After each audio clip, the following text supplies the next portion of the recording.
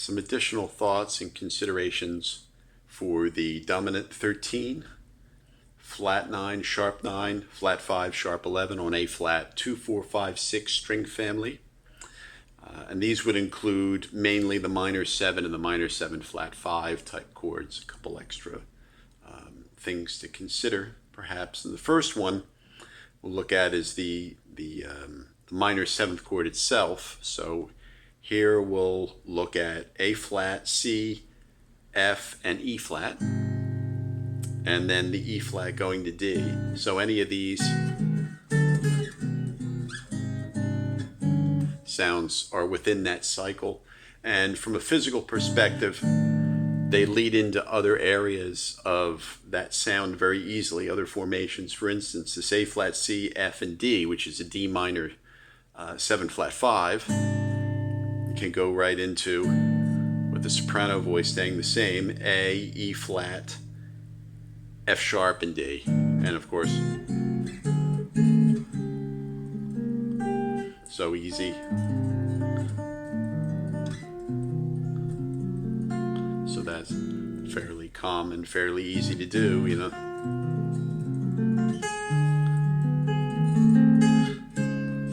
Very easy to do physically.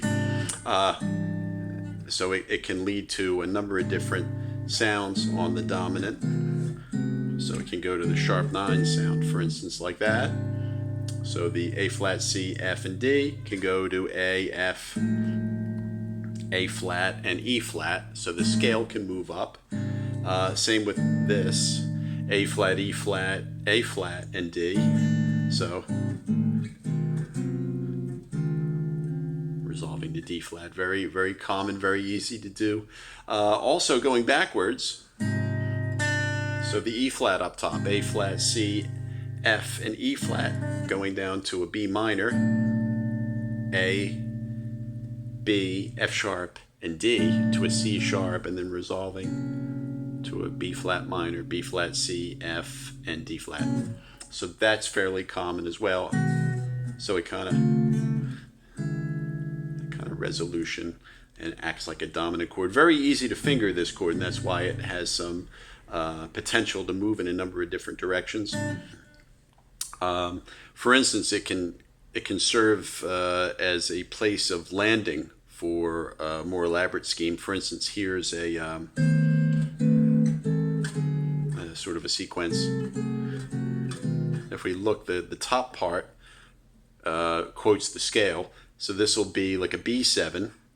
This will be E flat, A, B, and C. B7 flat 9. Voice exchange, C and B, E flat, A, C, and B, going to E flat, A flat, C, and A, going to D, F sharp, B, and A flat. So landing on the A minor flat 5, and then resolving, and then moving, of course, by minor thirds. And we can resolve by semitone to a B flat in that case. So it'll act as, you know, a B7, A flat 7, D7, and an F7. It all has the same sound.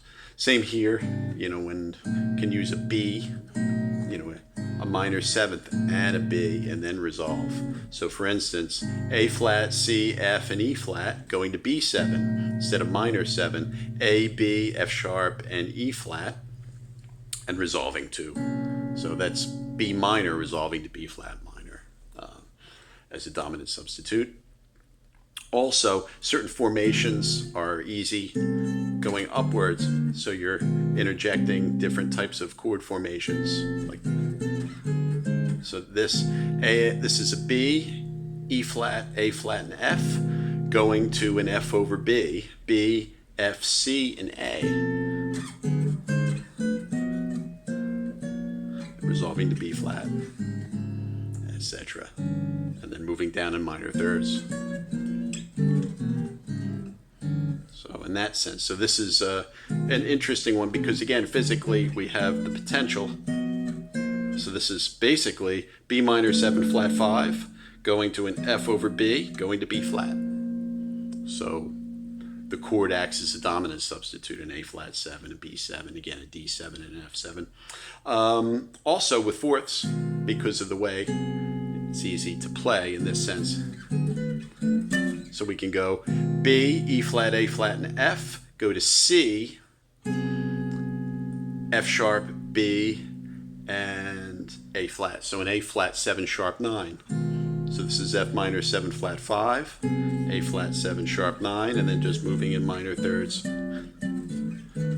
It's very easy. You can lead with one and go to the next. And that sounds nice, resolving to a G. So we can see the potential for this, from a physical perspective.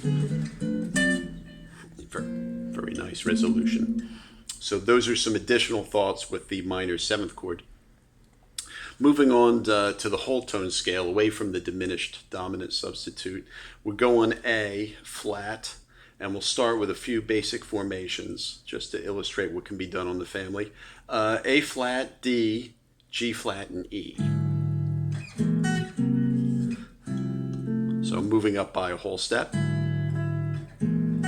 So each one, this will resolve the D flat, E flat, and then F.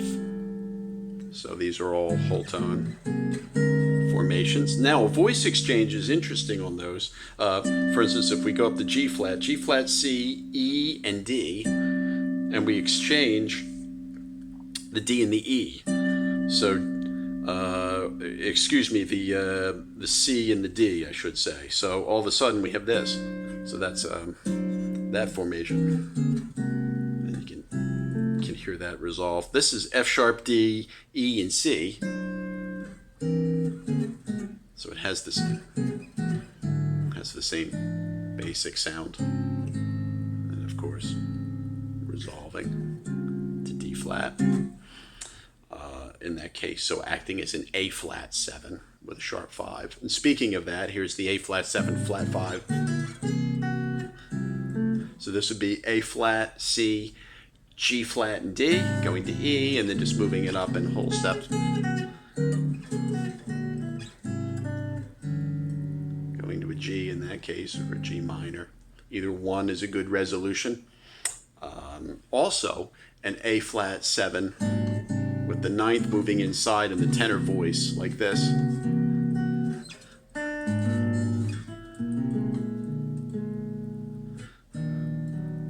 So this would be A flat, B flat, G flat, and D. And of course you could put an E on top if you wanted to.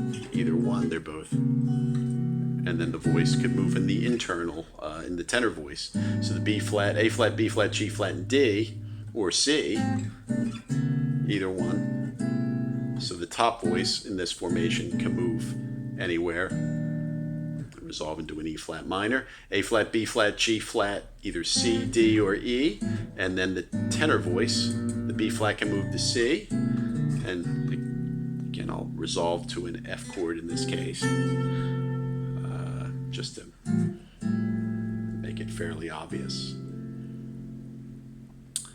So again, those are some additional thoughts on the dominant 13, sharp 9, flat 9, sharp 11, using the minor 7 flat 5 chord within the diminished scale, or the minor 7th chord, and also some basic whole tone scale voicings on A flat as well. And these were all in the 2, 4, 5, 6 string family group.